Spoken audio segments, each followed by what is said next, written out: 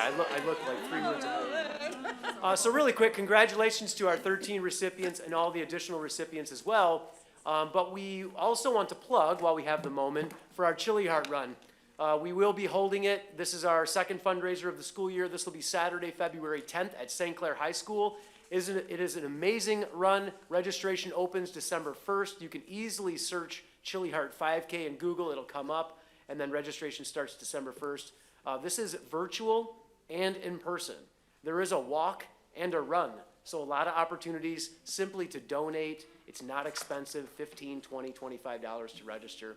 And we want to see kids too. You get a free bowl of chili, a lot of fun things there. So just put that on your agendas and your calendars as well. So, and at any time, anyone would like to make donations, we do get them. Please make checks payable to the Community Foundation of St. Clair County, ECEF, and you can send checks right here to central office. All right. So thank you so much and congratulations to the award recipients. I believe they'll want a picture.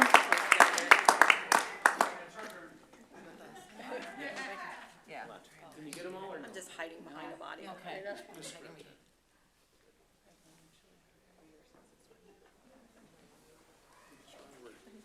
All right, thank you so much. Thank you. You're welcome.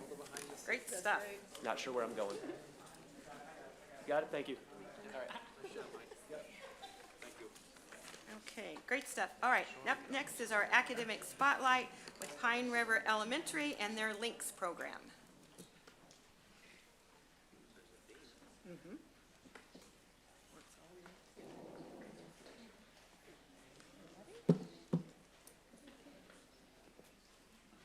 Good evening, Superintendent Sibula, President Frank, members of our Board of Education and East China School District community. Tonight we'll be sharing the Pine River Links program. As educators, our job is to teach our students academic skills. However, at the end of the day, our greatest goal is for all of our students to feel that they are loved and that they are truly part of our school community. The Links program has a huge impact on that goal, and the adults and students presenting tonight cultivate kindness at Pine River, and they are also fierce advocates for inclusion. It is my honor and privilege to introduce them all to you, and we'll begin with teacher consultant Amy Langmesser. Good evening. Thank you. We are going to start with letting you know about our program and how it was started.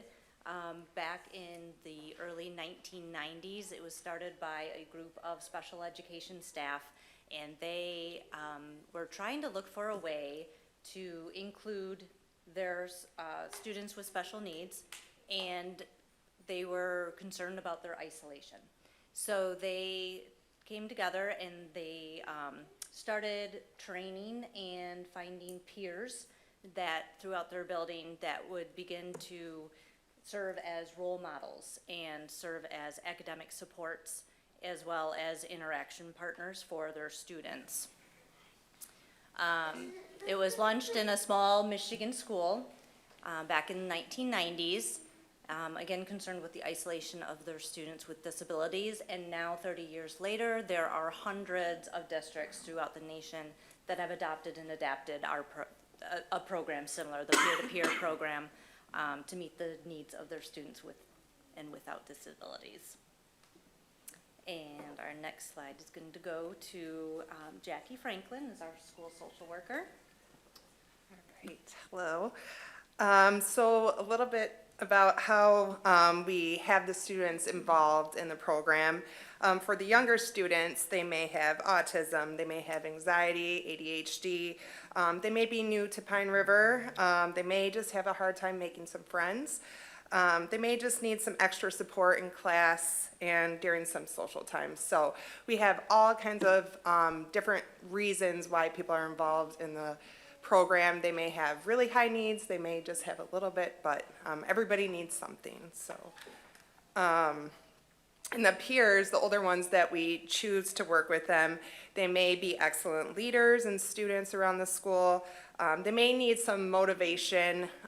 They may need a role just to keep them going throughout the school day.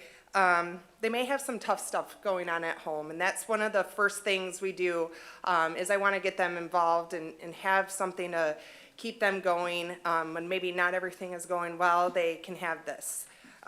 So I can go around telling these kids all day, I'm really glad you're here, I'm really glad you're at school today, but it's not going to be the same as a student that really makes them feel they're special and that they matter. And so through it all, we want to promote independence, promote inclusion, and become more social.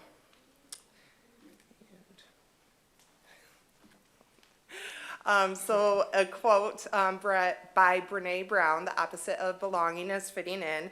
We don't want our students to just feel like they're a number in our school. We want them to feel connected, and we want them to feel that who they are really matters. Next is Claudia. Hi, my name is Claudia Peck, and I'm the speech language pathologist at Pine River. So our LINKS program encourages our students to be a good role model. So this supports Pine River's PBIS and our little motto of Pioneers Reach for the Stars. So our LINKS program encourages our students to show kindness, talk in a courteous manner, always be respectful, responsible, and safe. I'm going to pass it over to Lindsay Kurzakowski, our CI teacher. Hi everyone. So a peer-to-peer friend will deal with things like their peers' feelings, make friendships, play games, have fun at lunch, show kindness, solve problems, hang out together, and just have great school days. Now, where does this take place? So at Pine River, we're really lucky, and this takes place throughout the entire school building. We incorporate this into our Special Olympics program. So our peers come in and they not only model the activity we have set, but they play alongside. And these are foundational skills that will help our students join Special Olympics one day. So it's a really great program. They also join us in specials classes, so they can come to art with us or gym and work alongside my students. They sit at lunch with us and have conversations about how their days are going and find out about their lives. We get opportunities to share recess time and play, and we also get to bring our peers into the classroom, and this is really cool because we can be creative. So on Fridays, we cook in the CI room, and our LINKS come in and they work through a recipe together, and at the end they get to sit down and eat, and it's been such a blessing. So. Hi, my name is Jack Roberts, and I am a third grader at Pine River. I like being a part of this LINKS program because it makes me feel good to help others in need. Every day at school, I like to be with my LINK friends face to face. We get to work together and I help him through obstacles. I look forward to lunch because I get to eat lunch with him. The LINKS program has made me a better person. That is why I like the LINKS program. Thank you.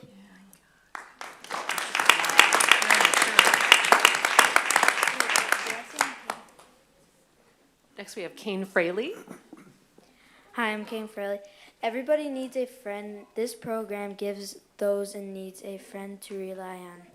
The LINKS program is helping kids and boosting confidence in class.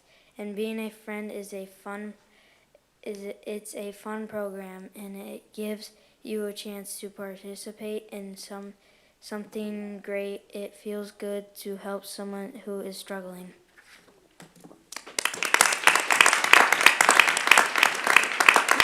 This is Avery Valdez. You get to help a person who needs it. It also helps kids build confidence in themselves and other people. And this is Avery's brother, Holden Valdez.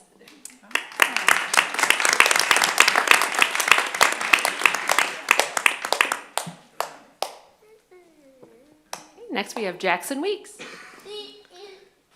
If you help them now, maybe once they are in 3rd or 4th grade, they can help someone else with classroom projects.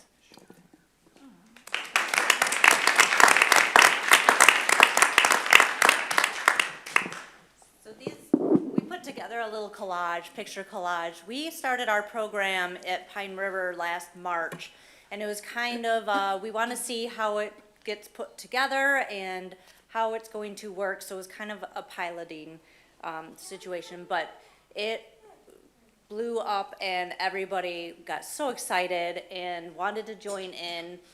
So these are just a picture collage of some of our friends from last year and from our pizza party this year. So we started it off with a big pizza party, a kickoff, and then throughout the year we have meetings at lunchtime and we talk with our links and see what's going well, what's going, what are your concerns, are there any questions, what do we need to fix? And then at the end of last year we had a end of the year popsicle party. Where our links and their buddies or friends got together and had popsicles together. So, and then this year we wanted to start it off right at the beginning, and so we had another pizza kickoff. And so here's some more pictures of that.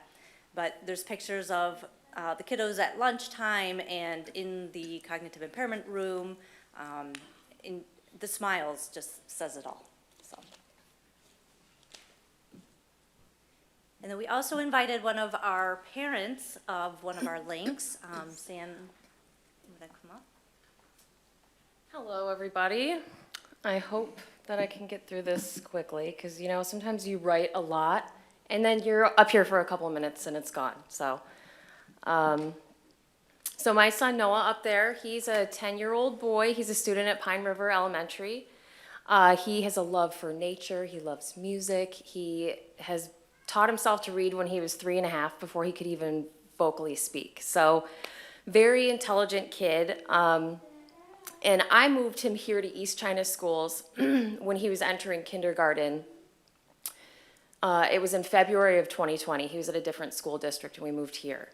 So yeah, it was in February of 2020 when we moved here. He had about 1 month of school and then went right into the, pandemic and quarantine. And a lot of the students that have disabilities, the pandemic really was difficult for them. And it was something that brought back my fears from his previous school district where I felt like my son was going to start falling through the cracks again. I'm pretty certain I did my math correct here. Since the 2019-2020 school year, the enrollment for East China students with disabilities has had a 13.9% increase. Despite some decreased student enrollment across the board, I believe that the time to move forward with improvements for the disabled student population has been upon us. It's time to move forward with more opportunities for true inclusion in our schools and throughout all East China schools, not just at Pine River. One thing that I can say without a doubt that's been a beautiful improvement in the school district in the last 3 years is the implementation of the LINKS program at Pine River Elementary. The inclusive program echoes far beyond the school walls. I mean, it's showing up at the school concerts. It's showing up at birthday parties that kids are getting invited to. It is just showing up in the intrinsic motivation to be kind. It's not like we're just rewarding kids for being kind. We're giving them an opportunity to really be that with peers of differences. So I think that it really does give children hope in the humanity of their peers. It gives a sense of purpose and service, and there's nothing more important than kindness, acceptance, and compassion. These are foundations of our future's characteristics that we're allowing to happen by bringing these programs into our schools and making sure that it's happening in every school. So I hope this isn't where we stop. I hope we keep moving forward with improving our schools for the growing population of students with disabilities and for all students together. But I'd like to give a round of applause to Pine River for taking the step to make this happen. Thank you.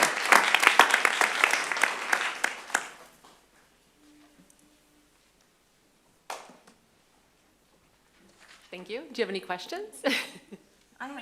Go ahead. No, go ahead. How many students do you have involved in this? Currently, we have about 75, so that's about 30 links, and then their partners, their buddies, their friends. That's So, awesome. and it's growing because we have a lot more students that would like to participate, and as the need comes, we'll match them up with their friend. So they're all one-on-one? Most of them are one-on-one. There are a couple groups, and a couple links will have more than one friend. So it all depends on. So all grade levels? All grade levels, K through 4. Mhm. And young 5s also. Thank you. Yeah. Any other Yes, I do. questions? First of all, I just want to say, I'm very proud of Sam. Sam was a former student of mine, and she does a great job with Noah. I follow you on Facebook. And Jackie and Lindsay were also students of mine. It's just a good, I'm not taking, I'm just glad. Hey, I'm only 30. No, I'm just glad to see that you want to come back and work in our district, but I do have questions. So, how are the peers chosen? All kinds of reasons Okay. why they're chosen. I mean, the teachers really recommended them as their great leader. They've stuck out as somebody who's really kind, helps all kinds of people out. And some of them, working with them, it's like they need something to really give them some motivation. They're really struggling in a lot of ways. And so this is something where maybe they aren't working with a student every day or a high needs student every day, but they can work with just one friend, and that gives them something. So it's kind of our go-to of one of our first interventions to try of a student who's struggling. I would say as the older link, and then the younger student, it may be all kinds of things. Like I mentioned, they may be new to the school. They may just be somebody who seems to could use a little extra support. So we kind of work with our teachers really closely, and give us another name if this kid throughout the school year maybe started out really great, but now they need something. So then how is then their peer chosen? So you've identified the kids that may need that extra help. So how is their partner chosen? Same thing with like our teachers, our okay. fourth grade, third grade teachers. We do have a few like second graders that we bring in that we're kind of looking for that support at that age. But overall, we'll reach out to our like third, fourth grade teachers, and we kind of had what we did at the start of the year is we went in, and some of them were returners, and we checked in with them, do you want to do it again? And if their teachers were on board with them doing it again, we had them get going, and then we kind of had a list of everybody who was interested. We still have a list of a lot of interested kids, but we reached out to the teachers, and they've worked with us on like, that one will be really good because they're a great leader, really kind, or some of them are like, you know what, that one, they could use something, so sure, let's get them involved. So really a lot of collaboration with teachers overall. I'm glad to hear that. Awesome program. Very impressed. Mr. Headley would like a picture in front of the screen, so one last time up here. Great program. Thanks so much for coming this evening. Thank you.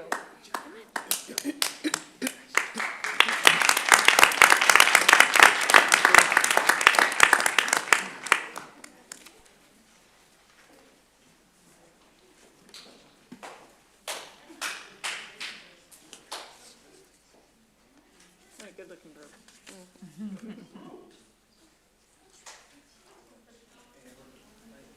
Thank you. Thanks again.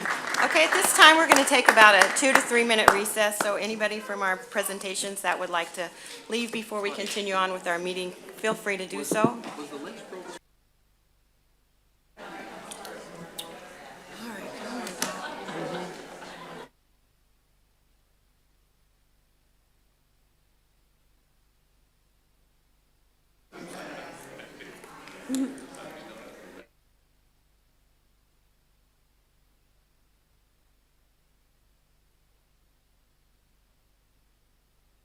Now to the rest of our meeting. Next item up is our consent agenda, and a motion is needed for the approval of minutes from our regular Board of Education meeting on September 25th, our special Board of Education meeting on October 16th, and the approval of payments of bills, financial statement, and schedule of investments. So, support. Any comments or questions? All in favor, please signify by saying aye. Aye. Opposed? Motion carries. Next item up is our department reports. If any departments are reporting this evening. Good evening. I have nothing to report this evening, but I will be available if you have any questions regarding the handbooks later on the agenda. Great, thank you. Good evening from the curriculum department.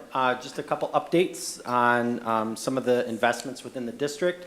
Our solution tree consultations with our teaching staff and our buildings, the first round of those took place in October.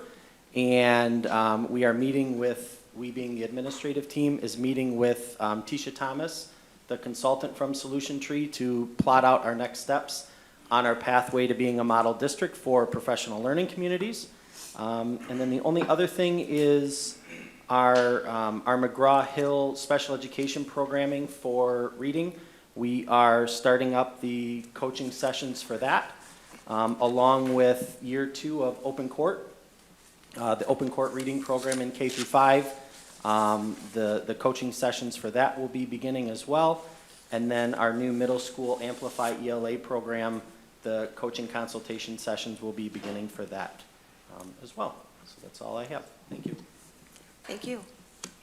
And from the business office, later in the agenda, you'll be hearing about our completed audit as well as operating millage renewal. So if there's any questions for that after, I'd be happy to stick around as well. Thank you.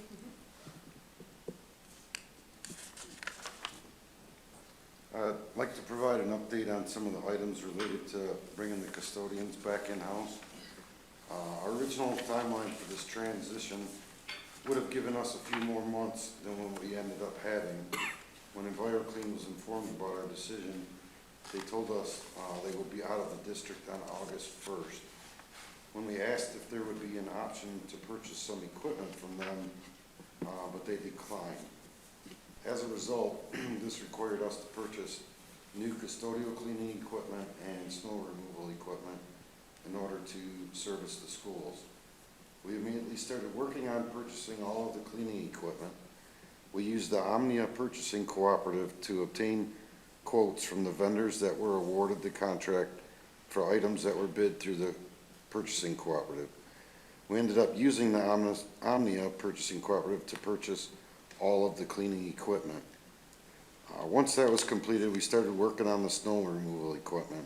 Once again, we took advantage of the Omnia Purchasing Cooperative and also obtained pricing through the state of Michigan MI Deal Purchasing Cooperative. We received price quotes from both cooperatives, including vendors from Bobcat, Club Car, Toro, and John Deere. We sent the prospective vendors the required specifications for what we needed. These specifications included enclosed cabs with hydraulically controlled V-plows that are specifically designed for side-by-side use and that they have four-wheel drive. These specifications significantly increased the cost compared to a standard model, but were necessary. Due to this equipment being purchased through the cooperative, we are paying less than the retail purchase price as they are equipped. We are seeking approval tonight due to the lead time and the expected delivery date being the first week of the summer. And based on what the district needs and what would be the best investment, we are going to be recommending the John Deere Gators be purchased. Okay, thank you. And I'll have a recommendation later. Well, it's always hopping in the special education department, and as you can see, that was a good representation of what we do and what we live daily, and it's nice to have that collaboration in the schools. October 4th was our count day, and a lot of people think that that's just one day and it goes away, but in our department, that's not true. We work on it leading up to count day to make sure that our IEPs are all completed, amendments are done, so that we can count accurate information. And then in my department, Debbie and Erica, our administrative assistants, they work hard to make sure that things are balanced, and they're just getting that wrapped up now. So just want to give them acknowledgement that they're working hard for our district, and all of our special ed staff have completed all their IEPs and amendments. It's quite a feat when you only have a month of school and then you're completing all those things before count day. So it's a big deal in our area. So I just wanted to share that. It's training season, it seems like, in special ed land, where we've had crisis prevention training We've done initial trainings for our new parapros and new staff, and then also our parapros and staff for refreshers that we do every other year. So those trainings have already been completed for the beginning half of the year. We'll do another training, I think it's February and March. We have another round that's available for our staff, and we open that up to all staff in the district. Another training we just had today at 4 o'clock was Medicaid for some of our staff, parapros and teachers that bill for Medicaid. That we just had that at Pine River. And then tomorrow, I'm really excited, we have our first, well, since I've been here, we've had our first parapro training, and that is from 4 o'clock to 6 o'clock. And it really talks about how paras can help and assist the teachers and the paras in the class and the students in the classroom, and to support each other and work as a team. So I'm really excited that we're offering that, and they don't always get trainings and what we would like to provide for them. So we're doing that after school. Great, thank you. And it's good to have you here with us this evening. Thank you. This is my battle station. In case anybody wonders what I'm doing, I have control over the microphones. I can help Paul. It's kind of fun. Just a couple things for everybody. In the next few weeks, we'll have couple other projects that, as I say, I like to put the check mark in. The new St. Clair High Gym scoreboard has been delivered. It's in a top secret warm location. It's pretty cool. Scoreboard, video board, sound system. And again, Marine City will get the same thing when they do construction, but we're just about ready to get that installed. Second thing is we're working on the Marine City High offices, putting in the new door access and the secure access systems and that. And I know Sherry, if she's here, will be very excited, so we're about ready to move them in. So lots of other great things happening, but those are a couple big things we're working on. Thank you. Thank you. Good evening. As we move deeper into the school year, I find myself spending more time in the school interacting with staff and students and a little bit less on some of the administrative responsibilities, which is good, as I always enjoy working with staff and students. A couple things actually still going on. We're going to be rolling out Raptor visitor management software here, I'm told by Craig in the technology department, here in the next week or so, which is a good thing. That'll help us get started on our technology suite for safety and security. Drills are continuing across the district. They're going very well. And I'm beginning to work on devising some plans for our schools to harden the schools both externally and on the inside as well. Thank you. Okay, we will move on into our information and discussion items. And up first is our audit with Mr. Curtis McBride. Were there no committee reports? I'm sorry, what did I forget? Committee. Oh, That's okay, I excuse can me. go very quickly. I'm sorry. That's all right. We have an academic and policy committee meeting upcoming this week. We just completed this evening prior to this meeting. The election committee, we met just to review the slides that Angie Gleason will be presenting later in the meeting regarding the operating mills renewal. So 3 subcommittee meetings this week. Thank you. Thank you. Sorry about that, Curtis.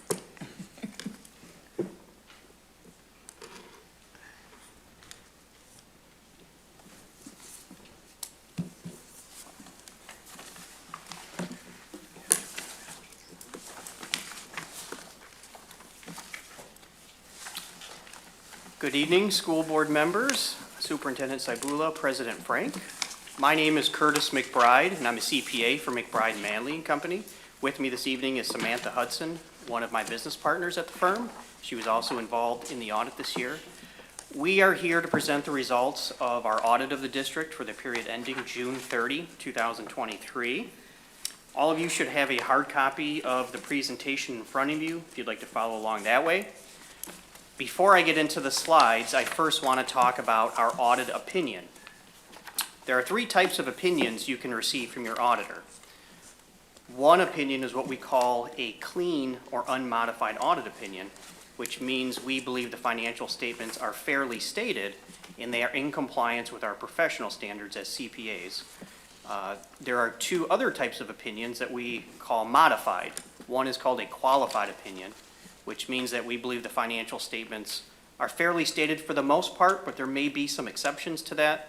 And then the last type of opinion is an adverse opinion, which means we do not believe the financial statements are reliable and they're not in compliance with our standards. I am pleased to announce that the district did receive a clean or unmodified opinion from our firm for the period ending June 30, 2023. I want to make two clarifications with respect to that opinion. Number one, our opinion is not an opinion on the financial health of the district. That's not the primary focus of our audit. And then number two, you can receive a clean opinion from your auditor and still have proposed audit entries as well as internal control findings. But the bottom line is the district did receive a clean opinion from our firm at June 30. Moving over to the slides, so the page right after the cover page, here we're going to talk about the general fund first. The general fund primarily derives its revenues from property taxes and state aid, and those two revenue sources work in concert with each other, and we'll talk about that a little bit later. And the general fund also derives revenues from federal, state, and local grants. So here we're looking at the balance sheet for the general fund at the end of June 30. You can see you had just over $15 million of total assets on hand at the end of the year. 3.97 of those assets were in the form of cash and other liquid assets. The largest asset category is amounts due from other governmental units of $7.6 million. That's primarily your May and June state aid payments that were not received until July and August of 2023. But since they relate to a period prior to June 30, they count as assets at the end of June 30. You can see you had total liabilities against those assets of about $8.4 million and finished the year with an ending fund balance level of about $6.6 million at the end of June 30 in your general fund. On the next slide, this is the general fund revenues, expenditures, and changes in fund balance. This is the income statement for the general fund for the year.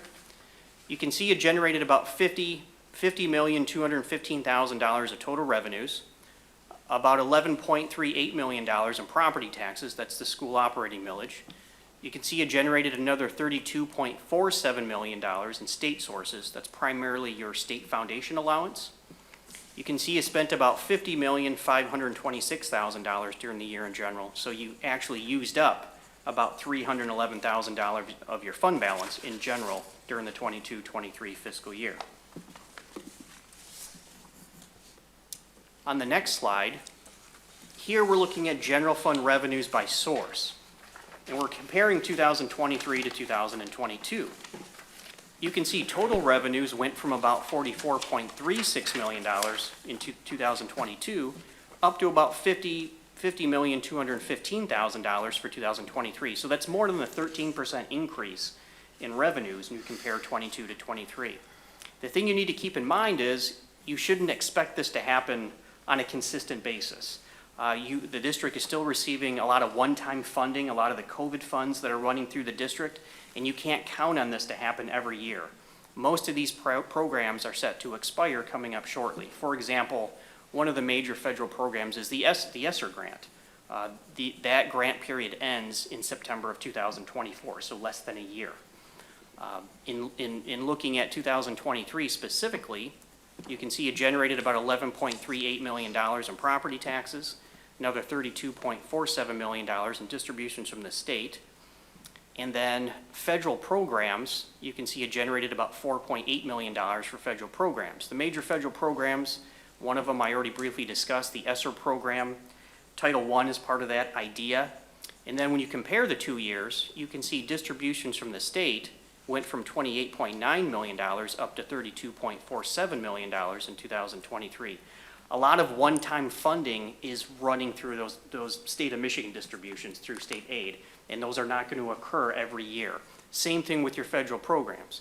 You can see federal programs went from $2.7 million in 2022 up to about $4.8 million in 2023. I always like to take a little bit of time on this slide to briefly discuss how school districts are funded in Michigan, because I think it's really important to understand that perspective and put this into context.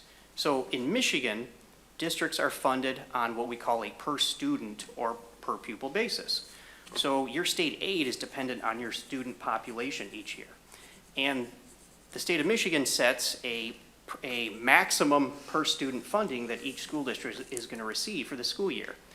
And for the 22-23 school year, the per-student funding for the district was $9,150 per student. And the way that works is the combination of your property tax revenues and your state foundation allowance can never exceed that per-student funding of $9,150 per student. And literally how that works is if you generate more in property tax revenues, the state will actually cut their state foundation allowance so that you never exceed that maximum amount. Going a step further with that, without the property tax millage, so if you're in a district where the voters have not renewed the school tax millage, the state will not make up the difference in that per student funding. So in looking at the slide here, you would have been out the $11.3 million in property taxes. Or to look at it another way, out of the $9,150 per student, you would have lost just over $3,000 per student in per student funding without the property tax millage. So that's one thing to keep in mind here. In looking at the next slide, this is the general fund expenditures by function. Again, we're comparing 2023 to 2022. You can see a similar relationship here with expenditures. Total expenditures went from about $44 million in 2022 up to about $50.5 million in 2023. So that's just over a 14% increase in total expenditures. And that's because a lot of the added funding that you're getting in your general fund, the one-time COVID funding, that's required to be spent down. So that's why you have a very similar increase in expenditures here. Focusing on 2023, you can see the largest function is basic programs. Now, basic programs would be the expenditures for the actual schools themselves. So the elementary schools, the middle schools, and the high schools, all the payroll and related costs and all the operating expenditures for the schools. So you can see you spent just over $26 million in basic programs during the year, or roughly 51% of your annual general budget. Another major function is added needs. That's primarily the special education program. You spent just over $6 million in added needs during the year, or roughly 12% of your budget.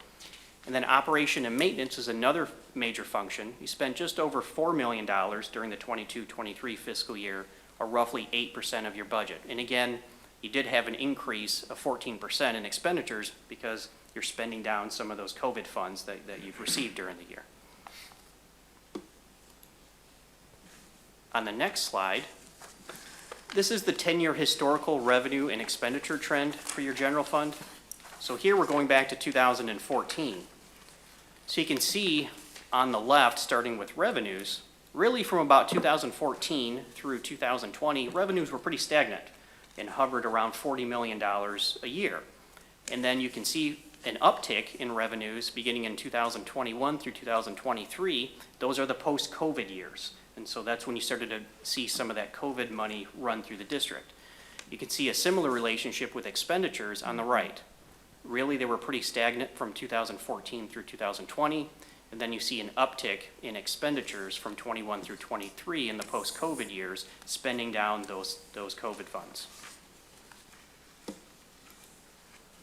On the next slide, so this is the last slide, we're going to discuss the general fund here. So this is the general fund financial data compared to other Michigan school districts. And this information is obtained from the Michigan Department of Ed Bulletin 1011, and they publish this every year.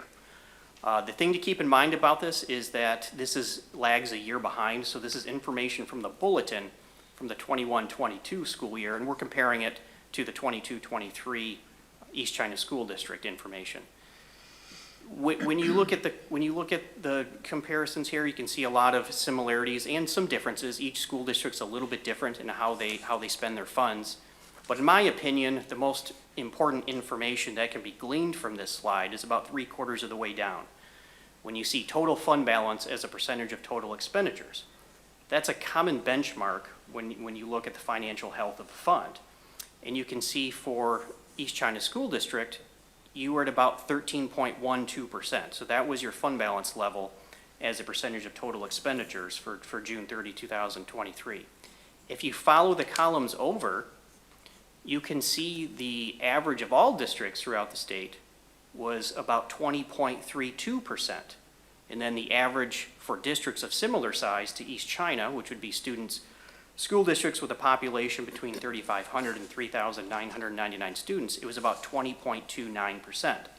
So I do know that East China School District does have an internal policy that they want to maintain a minimum fund balance level of 10% of budgeted expenditures. So you are in excess of that at the end of June 30, 2023, but when you compare the district to other districts throughout the state, you are substantially lower than the state average. The next fund I want to talk about briefly is the debt service fund. The debt service fund primarily derives its revenues from property taxes. So there's a tax millage to pay down outstanding bonds throughout the district. And the sole purpose of this fund is to account for the repayment of those bonds. And one thing to keep in mind with this fund is that its fund balance level is restricted for a specific purpose, which is the pay down of those bonds. In other words, you can't use your debt fund monies for general operating purposes. They have to stay within this fund. And looking at the balance sheet, you can see you had about $973,000 of assets on hand at the end of the year, an ending fund balance level of about $972,000, and you had total bonds outstanding at the end of June 30 of $68,610,000. And that was comprised of two bond issues. You have your 2018 bond issue, which matures in 2025, so it'll be coming off the books shortly in the next couple of years. They had a $340,000 balance at the end of June 30. And then you also have the 2020 school building and site bond, which matures in 2048. And that had a balance of $68,270,000 at the end of June 30, 2023. On the next slide, this is the income statement for your debt fund. You can see you generated about $6.1 or $6.2 million of revenues during the year, the majority of that in property taxes, that's the tax millage. You had another $108,000 in other revenues, that's primarily interest and other investment earnings. And you can see you spent just over $6 million, that's paying off the debt, and then you had a slight increase to your fund balance level during the year of about $65,000. The last fund I want to talk about briefly is the 2020 Capital Projects Fund. This fund primarily derives its revenues, or I should say it already derived its revenues from the issuance of the bond proceeds from the 2020 bond issue for all the major capital projects and improvements that are going on district-wide. And that's similar to the debt service fund, the fund balance level in capital projects are restricted for that purpose. In other words, making all those major capital improvements, the fund balance level and the monies in this fund cannot be used for general operating purposes. They have to remain within this fund until they're spent down. And looking at the balance sheet, you can see the Capital Projects Fund had about $44.25 million of assets on hand at the end of the year. It had about $6.7 million of liabilities against those assets and finished the year with an ending fund balance level of about $37,552,000. Now, in looking at the bond language, some of the general purposes of what the funds can be used for are remodeling, erecting additions and buildings throughout the district, furnishing and refurnishing buildings, instructional technology, improving playgrounds and athletic fields were part of the bond issue, and security improvements and parking improvements. That's certainly not an all-encompassing list, but those are some of the major purposes of this bond issuance, and this fund accounts for all of those major improvements. On the next slide, this is the 2020 Capital Projects Fund income statement.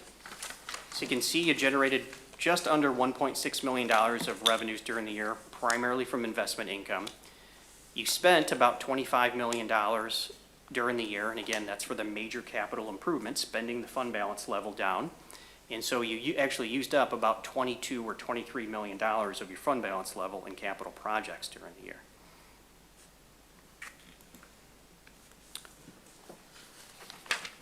Speaking about our process generally, we typically come in two segments for our audit. We do our first phase, which is what we call our preliminary or internal control audit. So this is when we're actually going through samples, accounting samples. We're pulling invoices. We're making sure those invoices have been approved, that they're being accounted for appropriately, and they're allowable expenditures for a school district in the state of Michigan. We're looking at cash receipts. We're making sure that the cash receipts are getting to not only into the school district's accounting system, but also that they're getting to the bank. We're also looking at payroll and making sure that proper procedures are in place over payroll, adjusting journal entries, bank reconciliations. So once we complete our internal control testing, we actually come in for the final phase of our audit, and that's when we start independently reconciling year-end balances. And of course, you know, throughout the year, we're in contact with Angie. I think we have a good working relationship. You know, I think Angie and her team, you know, they're certainly good at reaching out to us and having conversations with us throughout the year. And that makes for a good working relationship because that really helps us head off any issues or any potential issues before they become problems. Because nothing would be worse than discovering an issue after we come in for the audit when the fiscal year is already over. So I think Angie and her team do a really great job at keeping the communication lines open and always keeping us in the loop with what's going on throughout the district. That's all I have. Any questions? I just have one quick question on Yes. the ESSER funds. Those funds that were allocated were required to be spent down, correct? Or is that Correct. something we could have? That's correct. They are required to be spent out. That's correct.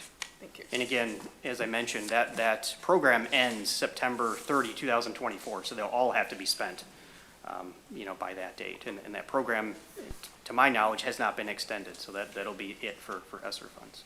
Thank you. You're welcome. Any questions? Really nice presentation. Thank you. Thank you. Thank you for your time, school board. Thank you. Okay, now we will move on to our Bond 2020 update. Jerry from AUK is here this evening. Good evening, everyone. We are winding down a little bit, coming into the fall. Actually, our activity normally declines at this point. We only had 3,800 man-hours in place this past month. Primarily, that work was done at Marine City 612 building, which is nearing 60% complete, which we're excited about. As Craig had mentioned, we're looking at getting the admin space activated. The exterior metal panels should be wrapping up this week, so the front facelift from your front door is going to be complete here soon. And then the work continues on the interior renovations. We are gearing up for the next phases, and we'll be working with the team on coordination for the next big push next summer. At the St. Clair 612 campus, the work continues on finishing up the gym.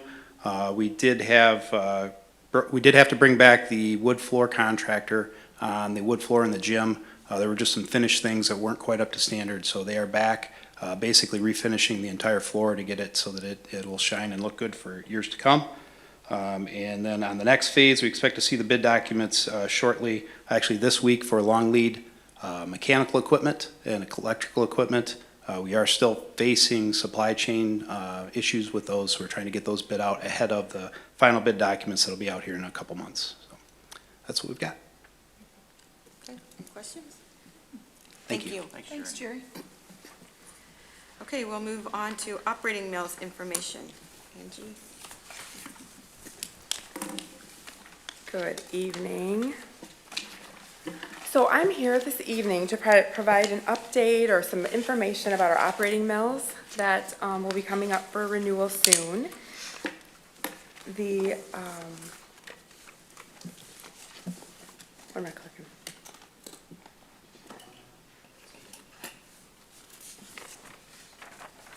Got it. A quick overview of our operating millage. That generates our operating revenue for the general fund that Curtis actually just spoke about. So this is a voter-approved local portion is required of this. It's two parts, and it's required that it's voter-approved for the local portion. What this is made up of is the 18 mills, and it's multiplied by the non-principal residence taxable value. That's how that is calculated. So 18 mills is equivalent to $8 in tax per $1,000 in taxable value. 18, Oh. not 8. What did I say? 8. You said 8. Oh, sorry, 18.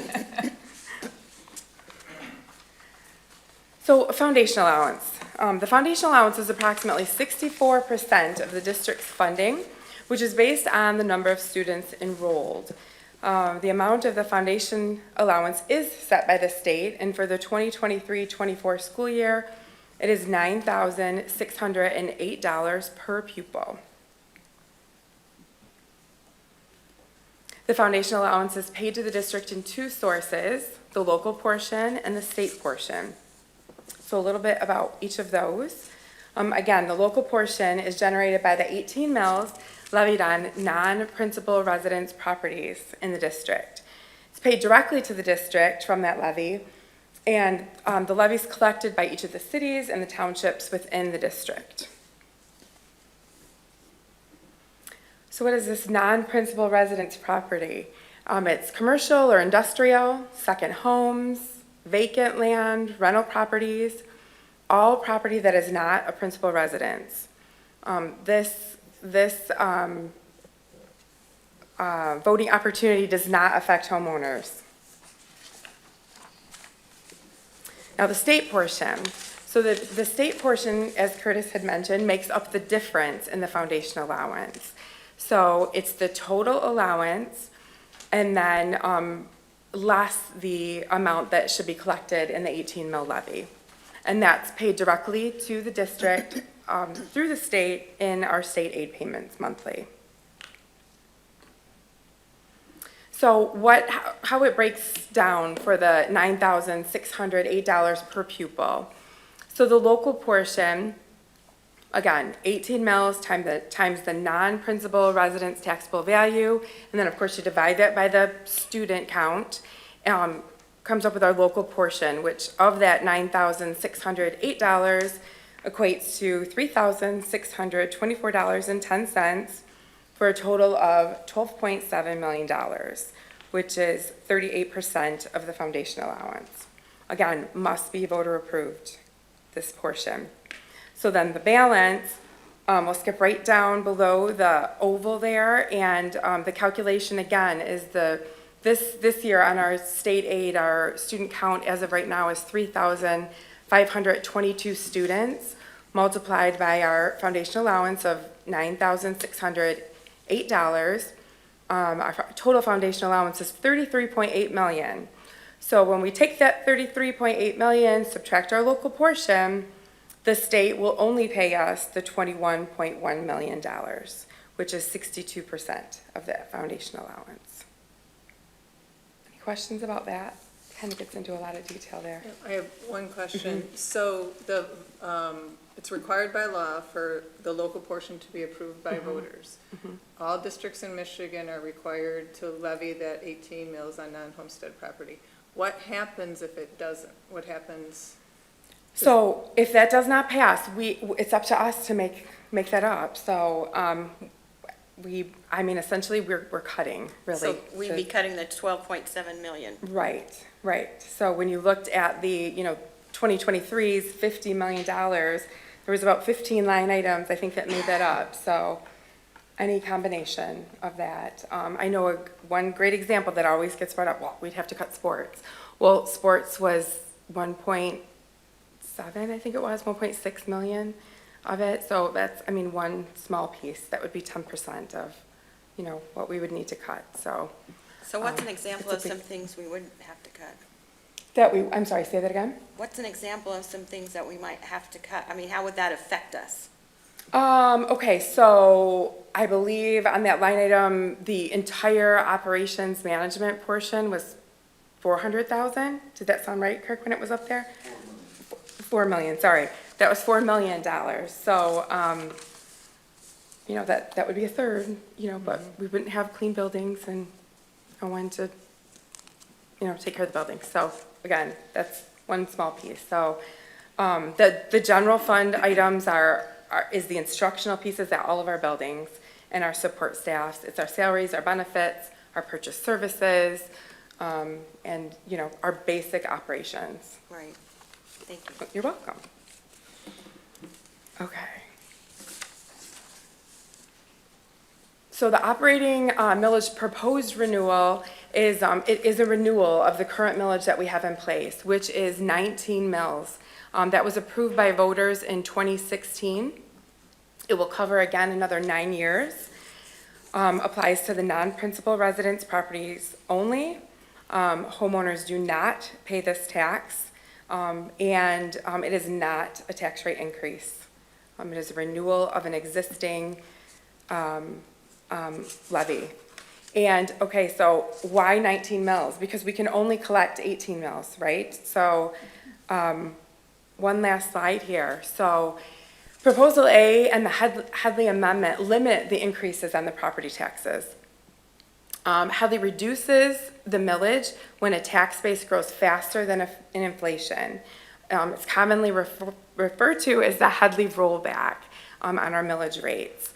A rollback reduces the authorized millage. Okay, so whatever our voters authorized is what gets rolled back.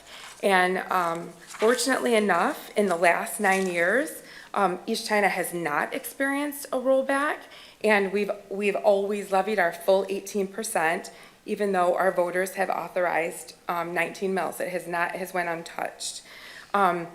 So I thought that the best example to share is, I actually took a slide from Port Huron's presentation that they did when they went out for a new levy in August, and they experienced a rollback in both 2019 and 2022. So their voters authorized 18 mills. So when that rollback first happened in 19, they were only able to collect 17.9478 in their mills. So that first year, they lost $33,349 in their state revenue. And then as you can see, that same millage was collected in 2020 and 2021, and then they experienced another rollback in 22. So over, the last 5 years, they lost revenue of $443,321. Now, had voters approved 19 mills, when that rollback hit, you can see on that 2019 line, the threshold was still, the mills were still above the 18 mill threshold. So they would have been able to still collect the full amount, and so forth through the 5 years. So that 1 mill cushion, I guess we'll call it protects us from rollback should inflation increase and, require a rollback. It allows us that 1 mill, little bit of a cushion, so we can collect our full amount and not have to cut any of our programming because of lost revenue. And I just want to make it clear one more time is that we can only levy the 18 mills. That extra 1 mill, again, is just extra should a rollback come into play. Any questions? So again, everybody votes on this, but it doesn't affect homeowners. It only affects businesses or vacant land. Right. Yeah. People And that we're own required second to do homes. this. The state requires us to do this. The state requires us to do this, yes. Every district in the state, every property in the state is part of a school district that is required to have the voters vote on a levy. Mhm. Right. Well, thanks, Angie. You're welcome. It would be absolutely devastating for our school district if it didn't pass. Absolutely. Like, Absolutely devastating. ridiculously devastating. Yes, thank you. Thank you for putting into words because you have to say what would require a lot. Yeah, when you're trying to come up with a solution, it's untenable. Right. It's unfortunate that we have to handle our funding this way. Rules of the game. Yep. When can the voters expect to see this? Right. So next month, the language will come to the board for approval. And it will be on the ballot, depending on when the end of February or early March will be when we can vote. Thank you. Okay. Any other questions? Thank you. Thank you. Okay, so we'll move on to our next item, which is recognition of persons wishing to address the board. I have a few green cards up here. Is there anybody else that wanted to submit a green card this evening? No? Okay. Okay, so this portion of the agenda is for citizens to address any questions or comments to the board. It's our practice that the board will listen, take comments and questions under advisement, but not respond at this time. Mrs. Cybula will contact you later in the week to follow up. And the first green card I have this evening is Patrick Erickson. I'm speaking on behalf of Pat. He's given me his time, and I'm Dee Petsalis of 216 Victoria Court. Okay, thank you. Okay. Hi, everyone, and thanks for having me. My name is Dee Petsalis, and I'm here today to make an urgent and heartfelt plea that you address an ongoing issue with the St. Clair High School volleyball program. There are dozens of young athletes whose dreams and self-esteem and emotional well-being have been shattered by a coach's arbitrary judgments and cruel behavior. My story starts with my daughter, who's dedicated herself to volleyball for 4 years. All 4 of those years, we have been told that she would never make the high school team because she doesn't conform to a specific body type. We were also told that we would have to play for the varsity coach's travel organization. I dismissed it as an exaggeration because it didn't sound right, and this reality did unfold in front of my eyes. My daughter, now in 10th grade, has been first-string volleyball player since 7th grade, where she learned the sport through a great middle school coach. She dedicated herself and she excelled. To boost her chances that 7th grade year, and every year since, we did invest both time and money into the high school coach's private travel organization as suggested. Freshman year, she competed and secured the lead setter position and exhibited great versatility in other positions. Her consistent performance on the court earned her the respect of her coach and her peers. They had a winning season. Fast forward to the first day this year of JV tryouts. My daughter came home distraught, stating that she wouldn't be making the team. She informed me that the varsity coach's husband could be overheard saying disparaging comments about her speed and her size. This was within earshot of my daughter, the players, and the JV coach. I didn't understand why this man was here. He's not a coach. He's not on staff. He's openly demeaning players. Later that same evening, I received multiple phone calls from parents of varsity girls because their daughters came home upset that the coach herself was saying hurtful comments about my daughter in front of them across the gym. They knew it wasn't fair, and they knew my daughter's abilities, and they knew that she was being body shamed. They all knew my daughter wouldn't be making the team before tryouts even began. We heard rumors all summer that the coach was planning to bring her then 8th grade daughter all the way up to varsity.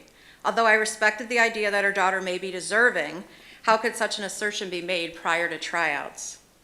We'd also heard she'd been cutting setters for the last 2 years, clearing paths to make this possible. By this time, I was quite concerned, and with good cause, because my daughter, who almost never left the court in the last 2 years, had not made the JV team. She was replaced by a handful of freshmen, friends of the coach's daughter, while the coach's daughter was put all the way up to varsity. First freshman ever to be placed on varsity. St. Clair's had nationally ranked freshman players not make our varsity team, who are now playing volleyball at D1 schools. From that day, I learned so much more about this situation and many others. My phone has been ringing off the hook. My email account is full of parents who've had enough. My issues are not everyone's issues, but everyone has issues. And I've somehow become the advocate for these parents and athletes because of their immense fear of repercussion. I've met with the principal and the AD multiple times since August, and it appears that they are as disgusted as I am. I knew my daughter would never play for this woman again, but I wasn't there for that. I was there to stop the insanity. I was there for all the girls who were suffering in silence, girls currently on the team being degraded and humiliated daily. I've made it 14 years as a parent at St. Clair High School, and I have never complained to a principal, an AD, a superintendent, let alone a school board. I don't do it lightly. These girls and parents are desperate. They're begging for help, suffering in silence, fearing backlash if they speak up. They're broken, battered, belittled, body shamed, and degraded. I have countless emails, and I have copies for all of you if you would like them. Sorry. I have countless emails dating all the way back to May from parents asking for the administration's help. It's been swept under the rug. We're told it's a process while this woman continues to bully our children. The coach instructed the freshman coach last year not to play my daughter from the beginning. She would not allow my daughter to try out for her position. When it came time for her To set, conveniently, a water break was called and she never circled back to my child. Her daughter was supposedly unbiasedly evaluated for the varsity position by her husband and a former student of hers from last year. This coach's motto has always been seniors shine. She told juniors they'd be lucky if they saw the court in previous years, except this year freshmen shine. We have a senior with a full ride volleyball scholarship splitting her time with the coach's freshman daughter. Coach's daughter was the only freshman invited to participate in varsity scrimmages before tryouts even began. She had equal playing time as seniors, and she started every freshman and JV scrimmage as well. Not one other girl was allowed nor invited to all 3-level scrimmages. Girls are called out individually in front of their peers. They're told, this loss is on you because you're selfish when they play over her daughter. Or if you really want to do what's best for the team, you'll just sit the bench. The emotional well-being of these girls is at stake, and there's lots of heart-wrenching incidents to be told. It's a toxic environment. Last year, one player was found at the park after practice, hours after practice, in the pitch-cold dark with her location turned off, sobbing uncontrollably. Mom had no idea what might have happened if she hadn't found her. By the way, this girl is still on the team. There are countless talented players in our school who never returned after freshman year to even try out due to fear of having to play up. I just wish this girl, like so many, had made the choice not to participate in the program. We are standing by. The girls are told to eat less, exercise more, take photos of themselves at the gym, post them on social media, have their peers hold them accountable for their bodies. After passing out in the bathroom during a practice, the coach's words of advice was lose weight, and running wouldn't be so difficult for you. She promotes unhealthy diets to the girls, including letting them know she'll only eat 3 rice cakes a day to keep her BMI down, telling a girl an apple was an unhealthy snack because it turns to sugar. Her husband takes to social media publicly reprimanding players and parents under the guise of, they don't know who I'm talking about. So she uses her position as the varsity coach to further her private for-profit organization by leveraging school facilities for her private team practices at a very minimal cost, if any, as well as using the messaging resources at St. Clair High School to promote private lessons, workouts, and trainings for a fee. She thinks she's untouchable. Just ask her. She can be heard at the hair salon saying, yeah, they spoke to me, but I give their daughters private lessons. They bring their daughters to my volleyball camp. Their kids are on my travel team. Could this be true? Is this the reason? 16 sets of parents and many players have brought their concerns to the principal, the athletic directors, and the superintendent. If these complaints have in fact reached this board, why hasn't something been done? Student athletics is supposed to be an enjoyable experience where students compete and learn life skills. It's supposed to be a positive experience, yet after many practices and every game, girls come off the court in tears, hurt, disheartened, wanting to quit or walk. These athletes are experiencing emotional abuse, and their experience is far from positive. I knew I wouldn't have enough time this evening to speak about all the incidents and various offenses that have been brought to my attention. I even had to cut down my original letter to fit this in. I have copies of all of this information, including a sampling of letters from parents between admin themselves, as well as letters written just to me. I chose to keep the families' names and the girls' names private. I'm respectfully keeping everyone's name out of the public ear, but I do wish you'd reach out to them if you have any doubts. Board members, you can grab a copy for me, or I'm willing to email them to you since the letters mailed to the board and the general email have not been received at this point. I do implore you to take immediate action, as the future of our young athletes and the reputation of our school's athletic program hangs in the balance. Thank you for your time. Thank you. Sherry Schweihofer.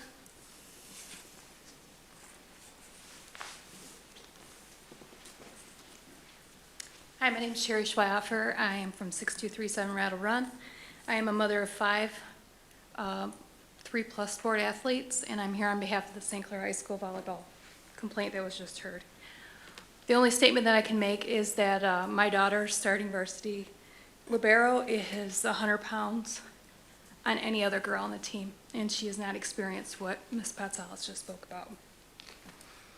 And that I unfortunately have not witnessed any of these complaints that she also has just spoken about. I do know that My other daughter has played, and she was MVP Matt Gold. She plays in college. And I just simply want to make sure that it is a full forum for all to hear and for all to listen, because there is some positive in the community. I'm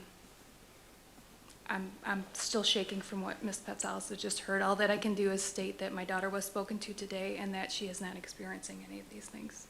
And that I do feel that Coach Michelle Achatz is trying to develop this program within the community. It is a highly competitive sport. It is what it is, so thank you. I welcome future conversations on this topic if necessary. Thank you. Carrie Fuller?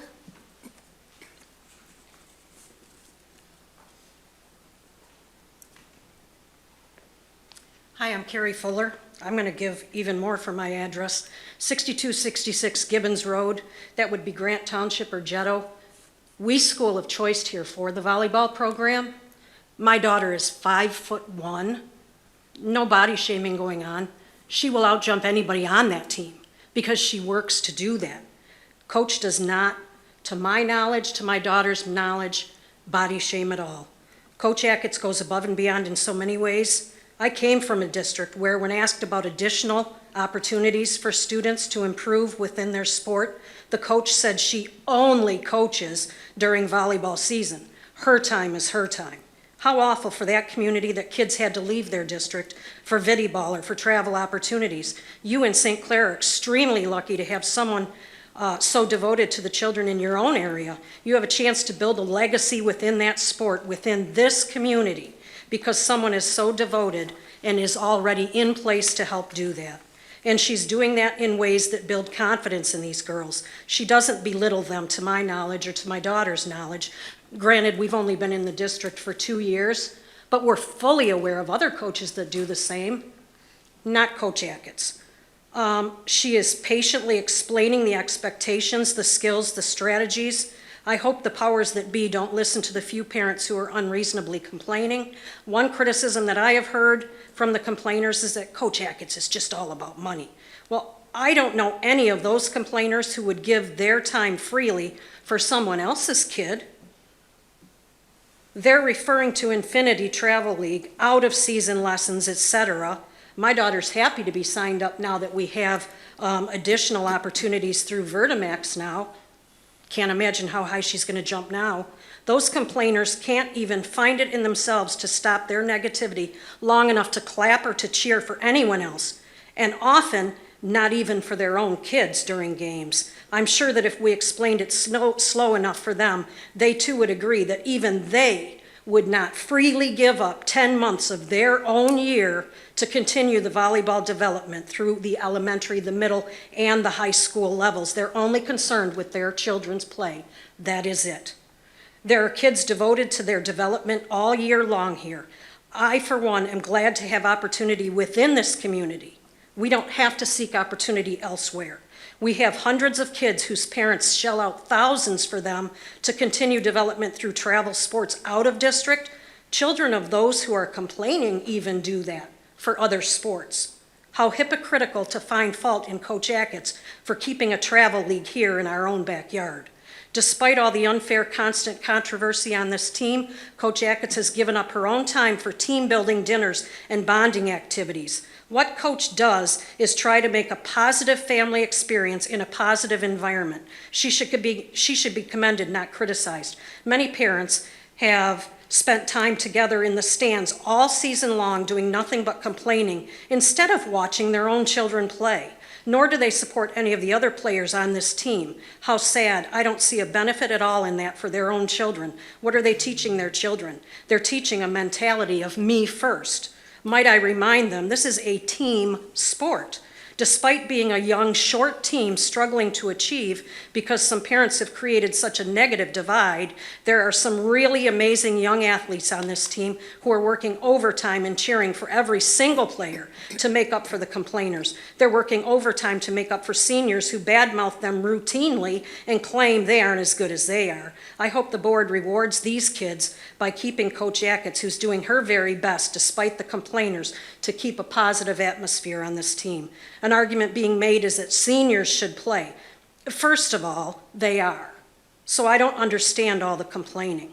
Truly, though, varsity level is where the best of the best within our district should represent us. Those who put in more time, those who put in more effort, more energy than others around them, those who adhere to the student-athlete code of conduct that they agreed to in becoming part of this team, and those who represent our district in positive ways within our community should play. It's for the cooperative players who don't openly, verbally disrespect their coaches. Sadly, children of those complaining have violated that very code of conduct multiple times and/or skipped in-season practices or events. Frankly, some of their behaviors should have warranted them being taken off of the team. Varsity is for players who choose summer development and don't brag on social media instead about choosing to sleep until 2 p.m. over continuing to get better and work to become a cohesive unit with those around them. Summertime can be spent however a player chooses, but then that very player better accept it when those around them have surpassed their talent level, or it's time now to realize that during practice in season now, it's possible your summertime attention level never went away, and they're constantly not listening to coach's directions is truly hurting the team routinely now during play. Old habits are hard to break, I guess. I would encourage this board to ignore the complainers. Their volleyball career is over in just a few short weeks. For the many, many girls falling in love with this sport right now at Viddy Ball, please continue backing this coach. She is a positive role model, a respectful, devoted coach that this district should be proud of. I have only been here 2 years. My daughter has not once witnessed bullying, and after leaving a district because she was told she was too short, too slow, lazy, she would never play, and here she is playing all around and out jumping those that are much taller than she is. My daughter would have been just as alarmed and would have complained herself if that degrading body shaming was going on, and I don't believe that it is. Thank you. Thank you. Okay, next item on the agenda is our action items for this evening. Our first action item is the renewal of our Edmonton Exact Path licenses for grades K-8. The administration recommends that the Board of Education approves the purchase of the Edmonton Exact Path license for grades K through 8 in the amount of $67,914. A motion is needed. So moved. Support. Are there any comments or questions? All in favor, please signify by saying aye. Aye. Opposed? Okay, motion carries. Our next action item is the administration's recommendation that the Board of Education approves the elementary and secondary school handbook revisions as reviewed at the September 25th, 2023 Board of Education meeting. A motion is needed. So moved. Support. Any comments or questions? All in favor, please signify by saying aye. Aye. The administration's recommendation is the Board of Education accepts the audit report for fiscal year 2022 to 23 as prepared and presented by McBride, Manley and Company, PC. A motion is needed. So moved. Support. Any comments or questions? All in favor, please signify by saying aye. Aye. Opposed? Okay, motion carries. Per administration's recommendation, the Board of Education approves the resolution to accept the Altria settlement and authorizes and directs the superintendent to sign the resolution on behalf of the school district. So moved. Support. Are there any comments or questions? All in favor, please signify by saying aye. Aye. Opposed? Motion carries. And per administration recommendation, the Board of Education approves the purchase of 3 John Deere Gators for the amount of $94,899.60. A motion is needed. So moved. Support. Any comments or questions? All in favor, please signify by saying aye. Aye. Opposed? Okay, motion carries. And with that, we will adjourn tonight's meeting. Thank you, everybody, for coming this evening. Thank you.